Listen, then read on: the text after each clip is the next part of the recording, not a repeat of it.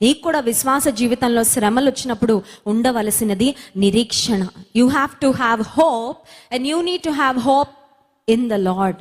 దేవుని యందు నీవు నిరీక్షణ కలిగి ఉంటే నీ జీవితంలో ఏ మబ్బులు కమ్ముకున్నాయో ఆ మబ్బులను ఎలా తొలగించాలో ఆయన ఆలోచన చేస్తున్నాడు. He has already planned for it. నువ్వు వరి అవ్వాల్సిన అవసరము లేదు. ఆ మబ్బులు నిశ్చయంగా విడిపోబోతున్నాయి. నీతి సూర్యుడు ఉదయించబోతున్నాడు. అతని రెక్కలు నీకు ఆరోగ్యమును కలుగు చేయబోతున్నాయి. ఒకవేళ చీకటి దినాల వంటి కాలంలో నీవు ఉండొచ్చు.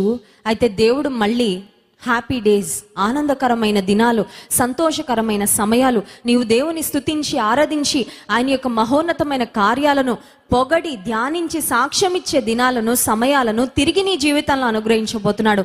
Just keep trusting the lord and never give up on God. దేవుని యందు నిరీక్షణ కలిగి ఉండు అంతము వరకు. ఎప్పుడు కూడా దేవుడు నాకు సహాయం చేయలేడండి, దేవుడు నన్ను విడిచిపెట్టేశాడండి అనే మాటలు నీ నోట్లో నుండి రానియకు, నీ మనసులో కూడా రానియకు. సో దేవుడు మన గురించి తలస్తున్నాడు.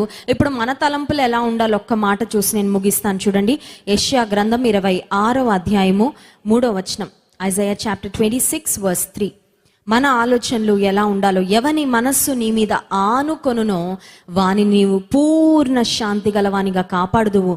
ఏలయనగా అతడు నీ యందు విశ్వాసము ఉంచి ఉన్నాడు. దేవుని మనసులో మనం ఉన్నాం. Hallelujah. He is thinking about అస్.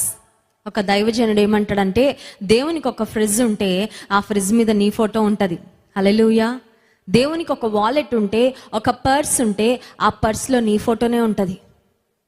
దేవునికి ఒక బ్యూటిఫుల్ హౌస్ ఉంటే ఆ హౌస్లో ఒక ప్రామినెంట్ ప్లేస్లో నీ ఫోటో ఉంటుంది. అంటే నువ్వు ఆయన తలంపుల్లోనే ఉన్నావు. ఆయన మనసులో నీకొక ప్రముఖమైన స్థానం ఉంది. దేవుడు నిన్ను ఏ క్షణం కూడా మర్చిపోడు.